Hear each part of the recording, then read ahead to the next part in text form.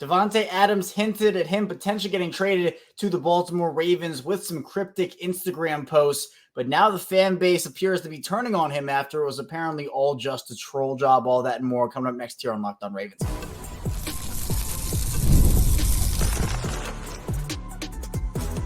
You are Locked On Ravens, your daily Baltimore Ravens podcast. Part of the Locked On Podcast Network, your team every day. Welcome into another edition of Locked On Ravens, your daily Baltimore Ravens podcast. I'm your host, Kevin Oestreicher of Ravens Wire, here with you on the Locked On Podcast Network, your team every day. Thank you so much for being here on this Saturday, a little bonus edition of Locked On Ravens and making us your first listen each and every single day. Are free and available for you on all podcasting platforms. That includes in video form on YouTube, where you can like and subscribe to the channel. Also in audio form, where you can follow along and subscribe wherever you get your favorite podcasts. We bring you 5 days a week plus more of daily Ravens coverage here on Locked On Ravens. We do bonus episodes like these. We also go instantly react to games after the fact. Plus, we do instant reaction episodes for bonus content, such as big Ravens moves as well. Today's episode of Locked On Ravens is brought to you by FanDuel. Place your first $5 bet and you'll get started with $200 in bonus bets guaranteed. Visit FanDuel.com to get started. If you listened to yesterday's show with Sam and Joku, at the end, I hinted at, hey, you know what? Maybe we'll do a bonus episode if the headlines take us there. You know, if there's a big one that we should talk about, of course, I'll hop on and talk about it on Saturday morning. And man, I'm honestly kind of still at a loss for words of how Friday afternoon unfolded for the Ravens. Again, I think this is my fourth consecutive Davante Adams episode because it just seems like more and more layers keep getting added onto this entire thing. And yesterday on Friday was the craziest of them all. We know that Davante Adams requested a trade from the Raiders. We know that the Ravens have been linked to Davante, whether it's a team that has reached out to Las Vegas or just a team that Davante would be willing to go to. We don't know which one of those two it is, but Ian Rappaport reported that. We talked about that on yesterday's show. Well, yesterday, it got a whole lot crazier because Davante Adams took to Instagram and put a couple of cryptic posts out with a very famous Baltimore figure. So we'll talk about just everything that went down because it was a whirlwind in the first part of the show. And then we'll wrap up the conversation probably in the second part. We'll probably go over to the second segment with more Davante content and talk about how it appears now the fan base is turning on Davante Adams because everything might not have been what it seemed with those posts. And then we'll get into what John Harbaugh had to say, an updated injury report for the Ravens heading into week 5 against the Cincinnati Bengals, and we'll do a little bit of preview for that game as well. So I kind of figured I'd do some level of an episode today, but I really didn't know there'd be this much content to dive into. So let's just start off. For those who don't know, I'm a big Denver Nuggets guy. And I was watching the Nuggets played in Abu Dhabi, their first preseason game against the Boston Celtics. And I was watching that game, was the fourth quarter. And I opened up Twitter and I think I caught it maybe 5 minutes after it happened. Davante Adams on his Instagram story posted no context, no caption, just a picture of Edgar Allan Poe. Obviously, if you're from Baltimore, you know about Baltimore, you know who Edgar Allan Poe is, you know his significance to the city. If you tweet a picture of Edgar Allan Poe, everybody's going to assume you're talking about Baltimore in some way, shape, or form. And so everybody jumped on it. And people were like, is he announcing a trade? Is he announcing where he wants to go? Like, what's going on? Because again, this was zero context. There was no caption, no nothing, just the picture of Edgar Allan Poe. And then about 30 minutes later, I think 15, 20, I don't remember how. I think it was under an hour. So I'm going to say 30 minutes later around. Davante posted another Instagram story, an Edgar Allan Poe quote that said, "Believe nothing you hear and half of what you see." So I think a lot of people with the first picture were very like, oh man, like, is this happening? Is this really going to go down? Like, is everything going to actually fall into place? And we've talked about it over the past couple of days, and we'll talk about it again today. But there's a lot that would have to fall into place for a Davante Adams deal. But this is the player himself posting on his social media, on his Instagram, no context. And we know in today's day and age of social media and kind of how things work, this Edgar Allan Poe quote actually kind of makes sense in that context. Believe nothing you hear and half of what you see. So I think for a lot of people, the other reaction was, okay, this is probably too good to be true, right? There's no way. But then, the other response and my response was just like, why else would you be posting this? Like, Edgar Allan Poe is a Baltimore staple. Like, what you're posting when there are these rumors about you and all of these things about, hey, Baltimore could be an option. And then you post a Baltimore staple on your Instagram story and a quote from that Baltimore staple on your Instagram story.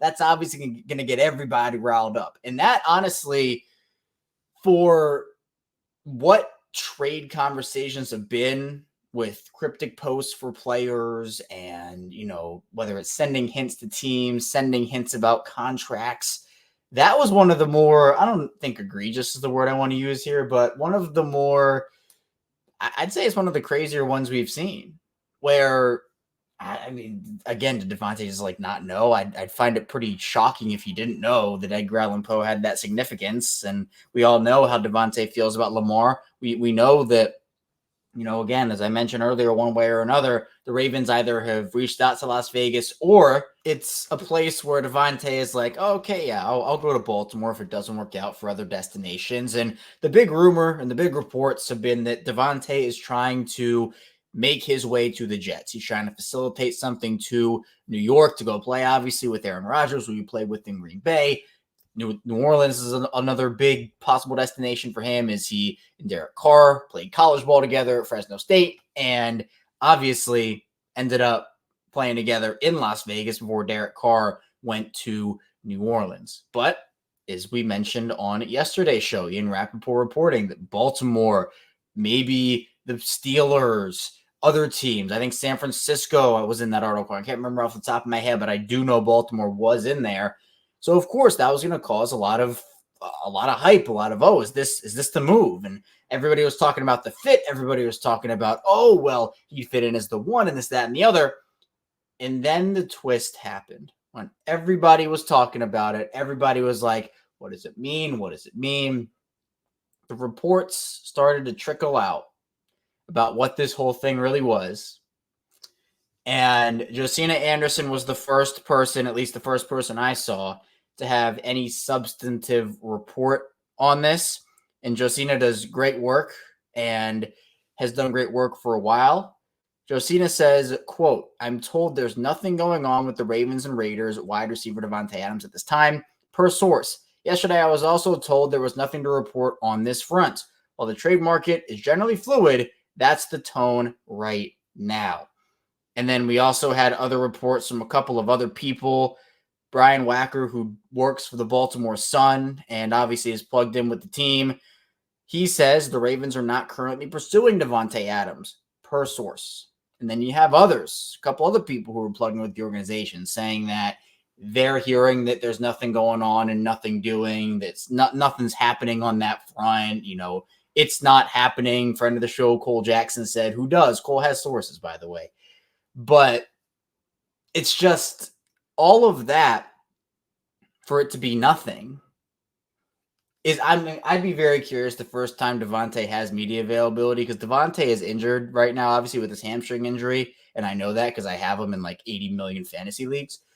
But when he steps up to the podium for the first time, I would hope somebody asks him about this. I would hope he clarifies. But then I guess the Josina report and everything, those reports were the big thing. But then to top it all off, I'll say, there was a clip that resurfaced. I don't know from where and I don't know from when.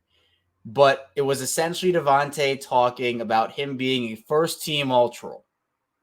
First-team All-Troll. He loves to troll, loves to do this. So now you're putting all these pieces together. And did Davante just pull off one of the biggest jokes on the Ravens fan base that we've seen in a really, really, really long time? And for what? If that's the case, if this is what it looks like, which is an apparent troll job, I'm not accusing him of doing that and saying this is what happened, but put all those pieces together and you're like, well, what's going on? Because you're tweeting a Baltimore, or you're putting an Instagram story, out of a Baltimore staple twice.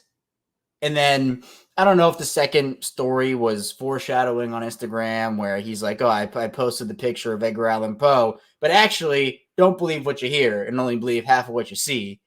That's like, okay, you just like backtracking. What is that? Why did you post a picture in the first place? So it is crazy in today's, day and age how one picture can make an entire fan base. And honestly, this wasn't just the Ravens fan base. The NFL world was in a frenzy over this thing. So coming up in the second part of the show with this apparent troll job that happened, the Ravens fan base is beginning to turn on Davante Adams. So we should have stayed tuned to what's going on there. A lot to get to on Locked On Ravens.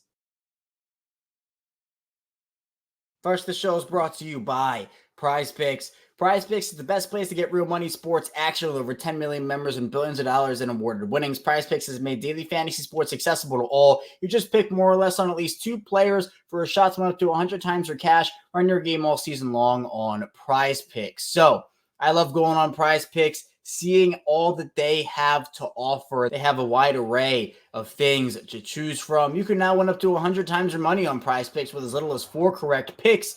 PrizePicks also offers weekly promotions that can lead to big payouts like Taco Tuesday each Tuesday. PrizePicks discounts select player projections up to 25% to provide even more value for your lineups. So think guys like Justin Jefferson, will they get more than 83.5 receiving yards this week? Or maybe Jordan Mason, as he run for more than 75.5 yards as well. Cook up hot takes with your friends and win real money this football season when you and your crew run your game on PrizePicks. Over this Ravens and Bengals matchup, you want to pick more on Zay Flowers receiving yards, more on Jamar Chase receiving yards. You can do that over on PrizePicks. Download the app today and use code Locked On NFL. Get $50 instantly after you play your first $5 lineup.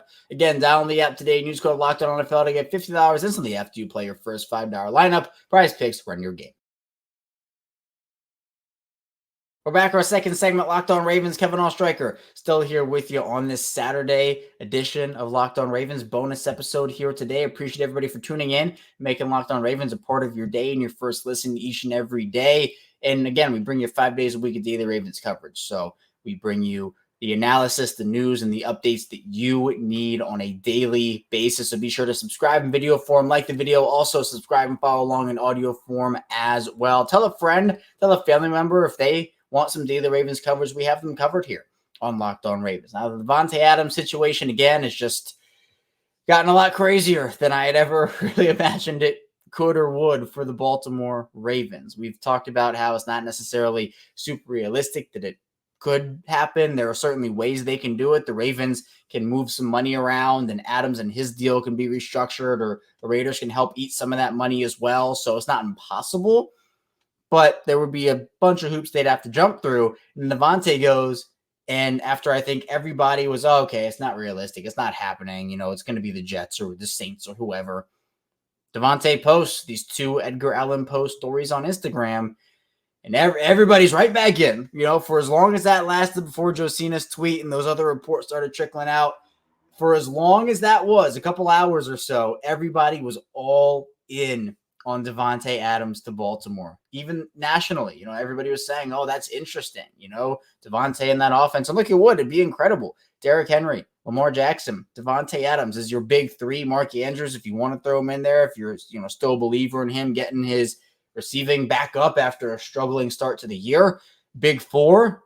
I mean, at each position, you do have a big 1, Lamar, Derrick Henry, Adams, and Mark Andrews. But regardless, apparently it's all for nothing. And the fan base did not like that. That's especially on social media. I saw many people being like, that's wrong of him. He trolled the wrong fan base. Tell him to see me, all this stuff, man. It was pretty wild, people were pretty upset. I was honestly just kind of like, what the heck's going on here? Why? To me, it was just like, what are you doing? Why was this necessary? If nothing comes out of this and he goes somewhere else, it's going to be a whole nother wave of that. And I feel you. I feel all this stuff. If you're one of those people who feels that way of upset, mad at Davante for doing that, I don't blame you. It's just like, why? Like, what's the point? Trolling. Cool, man. Like, I don't know what it is. Like, I don't know if he did or not. Again, I'm not going to sit here and accuse him of doing this because we don't know. He hasn't spoken on it or anything. So we don't know what the point behind the posts were. Maybe he just wanted to post them. And that's somebody, again, it's just like, I say it and then it comes out of my mouth and I'm just like, really? It's Edgar Allan Poe. The rumor's going on. That the Ravens are involved in some way, whether it's, again, Davante wanted to go there or the Ravens inquiring. And there are a bunch of other people who he could have posted. The quote, fine, that's one thing. But the picture followed by the quote is something different. So I don't know what this was, but the fan base, I think, is soured on Davante Adams. I think, obviously, if he were to still come to Baltimore, a lot of people would be like, oh, okay, hey, it wasn't a troll job. That was actually maybe Davante's, he made a sign there. But right now, people are very upset at Davante Adams for what he did here. And we can look at the contract numbers again, just so we can illustrate how this whole thing would work. And we brought this up the last couple of shows. Davante Adams, he has 2 years left on that deal, $35.6 million per season in base salary with $600,000 in bonuses. So $36 million over the next 2 years per year. Now, there are ways that, again, the Ravens could either restructure this. They could restructure other contracts. The Raiders could help out. Davante could help out.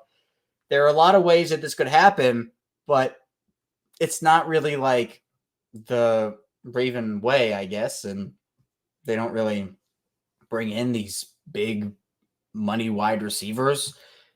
And you'd have to wonder about the role. I think, again, if there's a guy like Davante out there, Lamar Jackson, I'll tell you this. Lamar Jackson has absolutely deserved to play like somebody, or to play with somebody, like Davante Adams for his entire career. They should have brought in somebody like that on his rookie deal. They didn't. And now that Davante has that big contract, you can see how difficult it is when you have a star quarterback on a big deal. You have other $100 million contracts around him. That's a really big thing to navigate. It's a really hard thing to navigate. So that's why when you're talking about getting these big money players in, and look, the Ravens have always valued defense. They value defense.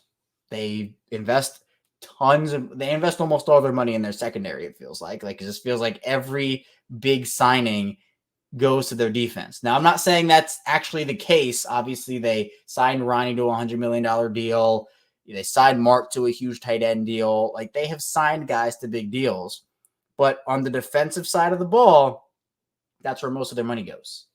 And for Lamar, while Jalen Hurts was getting A.J. Brown, while Josh Allen was getting Stephon Diggs, Kyler Murray was getting DeAndre Hopkins and Marquise Brown, the Ravens didn't do that. I'm sure partially because of their scheme, but again, Lamar deserves to play with a guy like that. So I don't think it's realistic. This whole post thing, and it's again, the day and age of social media where we analyze every single thing. This made so much of a ruckus, though, that I had to come on here and talk about it. There was no me not coming on here and talking about it because that was the big story yesterday. The big story yesterday in all the NFL world was Davante Adams tweeting a picture of Edgar Allan Poe and a quote of Edgar Allan Poe. And is he coming to Baltimore? And then apparently he's not. And then everybody's getting mad at him. So that was not on my bingo card. I'll tell you that. So he also said in that troll clip, by the way, I found it, to not take anything on social media seriously. And again, kind of the consensus is, look, could this be the typical older receiver wants to come to Baltimore to win? Could that be a thing? We know the clip that surfaced back in January of him talking about how he would maybe rather go and play with Lamar Jackson and that Ravens offense and get 800 to 900 yards receiving as opposed to another place and get 1,700 plus win the Super Bowl with Lamar. So I think his mindset is probably a little different than some of these star wide receivers we see today. And that's rare because, as John Harbaugh has said, and it's so true, it does take a certain particular type of wide receiver to play in this offense. So I don't think this is happening. and all the reports are indicating that. But I just think there are too many hoops to jump through. I think Cortland Sutton, DeAndre Hopkins, those are names I've mentioned. I mean, I mentioned them really all throughout the offseason, and then now you're talking about maybe deadline acquisitions. Those are all things that we should keep an eye out on. But in terms of Davante, sure, we can keep an eye on it. But I don't think it's that realistic at this point. I really don't, especially after everything that transpired yesterday. I don't even know what's going on anymore with Davante Adams. Coming up in the final part of the show, we'll dive into some Ravens news and notes ahead of their Week 5 showdown with the Cincinnati Bengals, first AFC North game of the year. So be sure to stay tuned. Lots to get to still on Locked On Ravens. First, the show is brought to you by FanDuel. NFL fans, you can start the season with a big return on FanDuel, America's #1 sports book. So when you get a hunch in the middle of the game, you can check out the latest stats, view live play-by-play, and so much more on the same page where you place your bets. You're going to start over $200 in bonus bets guaranteed when you place your first $5 bet. So for this Ravens and Bengals game, Ravens open up as 2.5-point favorites on FanDuel. So if you like the favorite angle in the Ravens, if you like the underdog angle in the Bengals, be sure to pick your side over on FanDuel. Just visit FanDuel.com. That's FanDuel.com. We're back. Our final segment, Locked On Ravens. Kevin Oestreicher still here with you on this Saturday edition of the show. Again, appreciate all the support here on Locked On Ravens, and appreciate everybody making Locked On Ravens your first listen of the day and just a part of your day in general. As always, we're going strong here on Locked On Ravens, both in video form, where we're almost at 8,500 subscribers, halfway to that 9,000 subscriber goal. In an audio form, that community is growing each and every single day. So if you're an everydayer here on Locked On Ravens, really appreciate you tuning in every single day. If you're new to the channel, welcome in. Hopefully you stay a while. And if you're somewhere in the middle, welcome back to the show.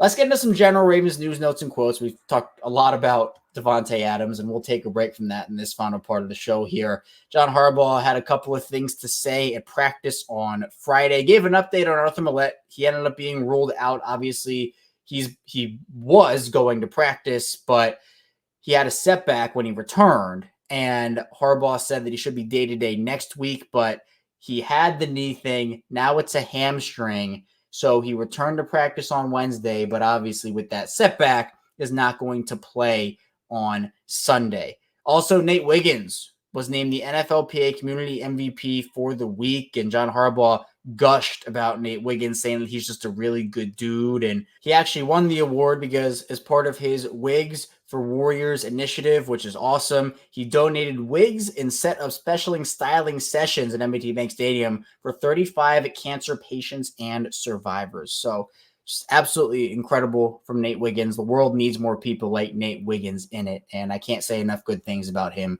for doing that. So shout out to Nate Wiggins for that, and John Harbaugh again gushed over Wiggins and just the person that he is, and also obviously he's been really good on the field too, but off the field, that's more important, and Nate is a really genuine guy. Injury report for the Ravens. You know, this team is healthy, and they've been healthy for 5 weeks, and you absolutely love to see it because we know all the injuries that this Ravens team has had over the course of the past.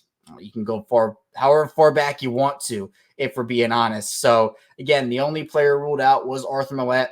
3 questionables, Rasheen Ali, who is designated to return from injured reserve. He practiced in full on Friday. He's questionable. Deontay Hardy had a knee thing that popped up, and he practiced in full. He's questionable. And Andrew Voorhees went limited full this week, and he is questionable as well. So we'll see if Voorhees plays, if the Ravens will stick with Passion McCarry at left guard and Roger Rosengarten at right tackle, or if they would put Andrew Voorhees back in the lineup and then do the rotation.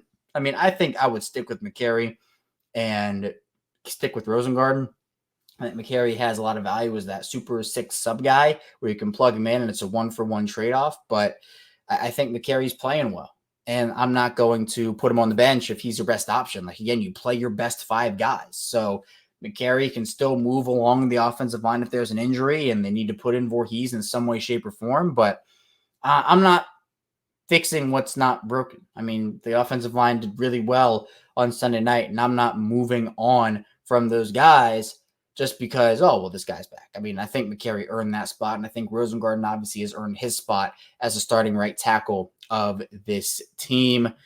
Couple of things. We'll dive into this, obviously, on tomorrow's game day episode as well, so be sure to stay tuned for that. But this Ravens and Bengals matchup, one where the Bengals just have a really hard time defending the run, 18th in the league in yards per attempt. They're getting a lot of defensive linemen back, guys like B.J. Hill, McKinley Jackson, who's one of their rookies. Trey Hendrickson is going to play in this one, it looks like, and they've gotten a lot of other guys. Sheldon Rankins not going to play. I just don't think the Bengals have the personnel. It's a little bit better than Buffalo's personnel, at least what they had. I think when Buffalo's fully healthy and they get a couple of their guys back, their defense is a lot better than Cincinnati's. But again, it's guys like Geno Stone struggling, and that's not a guy that you look at as a run defender. So, you're not going to use him as a physical safety up in the box. Like, you're not going to do that for him. Their secondary, also is a little questionable. Dax Hill, who is the brother of Justice Hill, has struggled generally over the course of his career so far after being a high draft pick of Cincinnati a couple of years ago, and Justice obviously is doing his thing. I just expect this to be not the exact same game script as Buffalo, but a similar one. I'm not expecting an 87-yard touchdown on the opening play again. It'd be really cool. But man, I just feel like this Bengals team will not be able to stop Baltimore on the ground. And while I think Cincinnati's offense will score more points than Buffalo's did, I don't know. I still feel pretty confident in a Baltimore win here. So I'm not necessarily super worried for this matchup if I'm the Ravens. I mean, the Ravens also have an opportunity to put Cincinnati in a 1-4 hole. That's a really tough hole to climb out of. And the Ravens can move to 3-2 and kind of put the tough start to the season behind them after falling to 0-2. A lot of teams don't get out of that hole. But you know what? You look at it now in Baltimore, they're a talented team. We knew that first couple of weeks was not the product they were going to be at the end of the season, even, 1 month into the year. And they certainly have showed that over the course of these last couple of weeks. So this game, the AFC North games can sometimes get weird, sometimes get wacky, but I'm not expecting too many crazy things to happen. I think this will be a pretty straightforward Ravens win, but we'll be previewing it all tomorrow before kickoff. So again, we'll have that episode out at 6 a.m. Eastern time tomorrow. Full preview of Ravens and Bengals, matchups, storylines, predictions, and a lot more. So be sure to stay tuned for that tomorrow. But that's all I have for you here today on Locked On Ravens. Again, right back here tomorrow on Locked On Ravens game day episode. So whether you're on your way to, maybe you're watching the game at a friend's house, maybe you're just getting ready and putting out the game day spread, maybe you're going out doing some morning errands, be sure to check out us here on Locked On Ravens. But be sure to stay tuned for all we have in store. Be sure to like the video on YouTube, subscribe to the channel, follow along in audio form. I'll see you right back here tomorrow on Locked On Ravens.